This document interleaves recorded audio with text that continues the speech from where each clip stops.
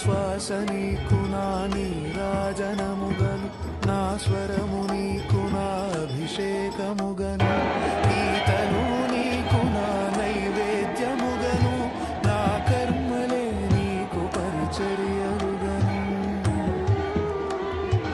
అక్షరములు నీకు అక్షతలుగాను,